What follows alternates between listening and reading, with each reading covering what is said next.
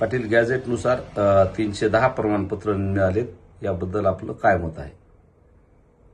नाही, आता गॅजेटनुसार किती निघालेत मी याची माहिती घेतली नाही.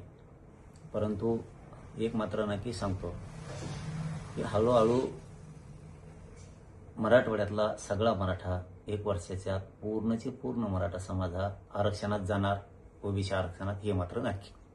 70-80 वर्ष आपल्याला आरक्षण नव्हतंच किंवा मिळू पण दिलं नाही. हळूहळू होईना 58 लाख नोंदी निघाल्या, 2-3 कोटी मराठी त्याच्या आरक्षणात गेलेत. आता सातारा संस्थांचंही GR निघणार आहे, मराठवाड्याचा सुद्धा हैदराबाद गॅजेटियरचा GR निघाला आहे. त्यामुळे आता टेन्शन मराठा समाजाला राहिलेलं नाहीये. हळूहळू सगळा मराठा समाज आरक्षणात जाणार आहे.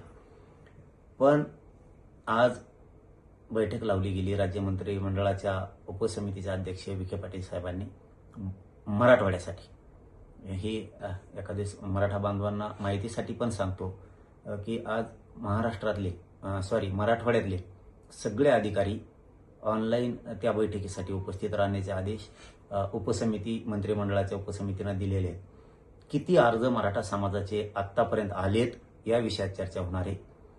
नोंदी किती सापडल्यात याविषयी चर्चा होणार आहे. म्हणजे शिंदे समितीने सापडलेल्या नोंदी किती आहेत याबद्दल, का सापडल्याच नाहीत, का सापडल्या, का सापडित नाहीत, शिंदे समिती का शोध घेत नाही, यावर सुद्धा आज चर्चा होणार आहे.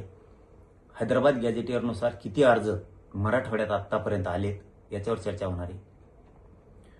जे अर्ज आलेत त्याचे कुणबी प्रमाणपत्र दिलेत का आणि कशामुळे अधिकारी देत नाहीत जाणून बुजून, यावर सुद्धा आज चर्चा होणार आहे. शिंदे समितीने शोधलेल्या नोंदी याच्यावरती प्रमाणपत्र दिलेत का आणि का देत नाहीत जाणून बुजून अधिकारी, यावर सुद्धा आज चर्चा होणार आहे. मराठवाड्यातल्या आणि महाराष्ट्रातल्या अधिकारी ज्यांचे कुणबी प्रमाणपत्र दिलेत त्यांच्या व्हॅलिडिट्या का देत नाहीत, किती व्हॅलिडिट्या द्यायच्या राहिल्यात, किती दिल्यात आणि राहिलेल्या कशामुळे जाणून बुजून अधिकारी देत नाहीयेत, मराठवाड्यातले सुद्धा अधिकारी जाणून बुजून का देत नाहीत, याच्यावरती आज बैठक होणार आहे. हे मी मंत्री महोदयांना सुद्धा सांगितलं होतं की व्हॅलिडिट्या जाणून बुजून दिल्या जात नाहीत, प्रमाणपत्र जाणून बुजून दिले जात नाहीत. हे मुख्यमंत्र्यांच्या कानापर्यंत सुद्धा गेलं पाहिजे, राज्य सरकारच्या कानावरती ही गोष्ट गेली पाहिजे, उपसमितीच्या मंत्रिमंडळाच्या कानावरती आम्ही स्वतः टाकलंय. असं होतंय, जाणून बुजून वेठीस धरलं जातंय गरीब मराठा समाजाला. नोंदी असून कुणबी प्रमाणपत्र दिलं जात नाही, व्हॅलिडिट्या जाणून बुजून दिल्या जात नाहीत आणि हैदराबाद गॅजेटियरनुसार सुद्धा अर्ज केलेल्या बांधवांना कुणबी प्रमाणपत्र जाणून बुजून दिले जात नाहीत. धाराशिवचे एक अधिकारी तर जाहीरपणानं सांगतात की आम्हाला एसओपीच नाही आली. किती पागलपणाचं लक्षण आहे त्या अधिकाऱ्याचं. ज्यावेळेस GR निघाला त्याच वेळेस एसओपी आलेली असते.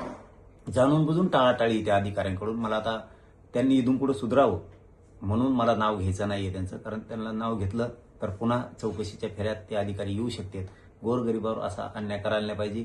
प्रत्येक नांदेड असो, लातूर असो, हिंगोली असो, परभणी असो, बीड असो, जालना असो, संभाजीनगर, धाराशिव, इथं जाणून बुजून व्हॅलिडिट्या थांबवल्या जातात, कुणबी प्रमाणपत्र दिले जात नाहीत आणि हैदराबाद गॅजेटियरनुसार सुद्धा जाणून बुजून शपथपत्र दिलेले असताना, समान आडनाव असताना सुद्धा, आमच्या वंशावळी जुळलेल्या असताना सुद्धा जाणून बुजून दिलं जात नाही. काही कारण सांगायचं आणि त्याच्यात त्रुटी काढायच्या आणि ते बाजूला ठेवायचं. अधिकाऱ्याने एक धडाकाच लावलाय, त्रुटी म्हणायचं फक्त आणि बाजूला ठेवायचं. त्रुटी नाहीत, काय नाहीत. हे जाणून बुजून मराठा समाजाच्या लेकरांचं वाटोळं करतायत.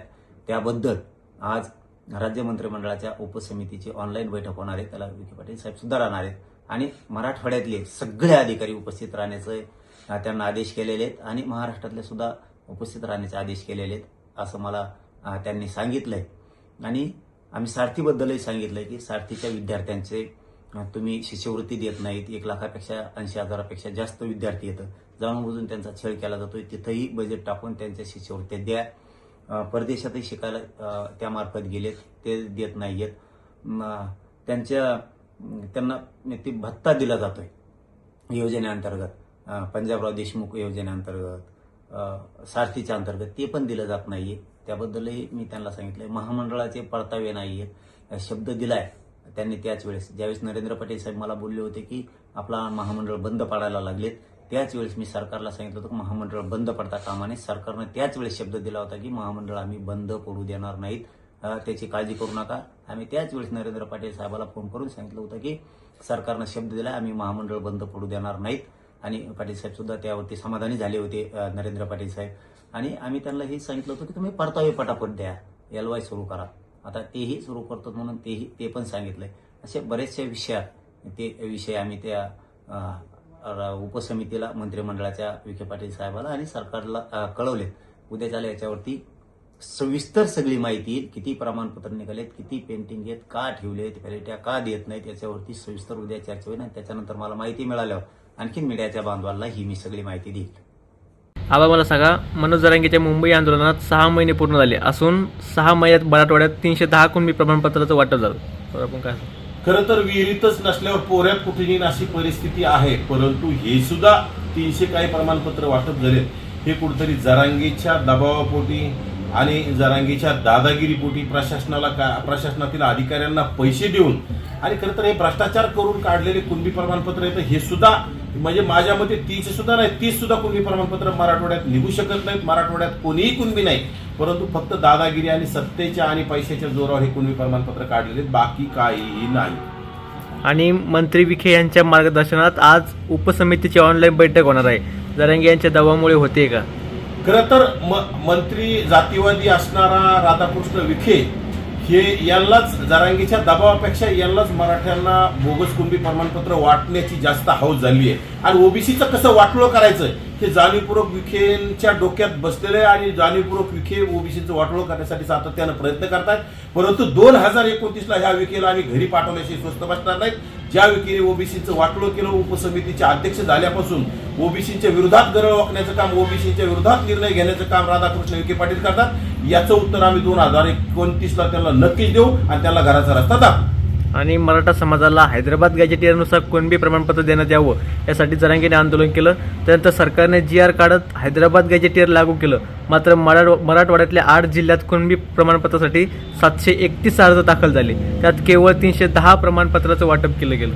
खरं तर कुणबी प्रमाणपत्र मागणीसाठी आपल्याकडे काहीतरी पुरावे लागत असतात आणि कुठलाच पुरावा नसताना मागणी करणं, त्यामुळं कुठेतरी 700 काही प्रमाणपत्राची मागणी झाली, त्यातून 300 काही कुणबी प्रमाणपत्राचं वाटप झालंय.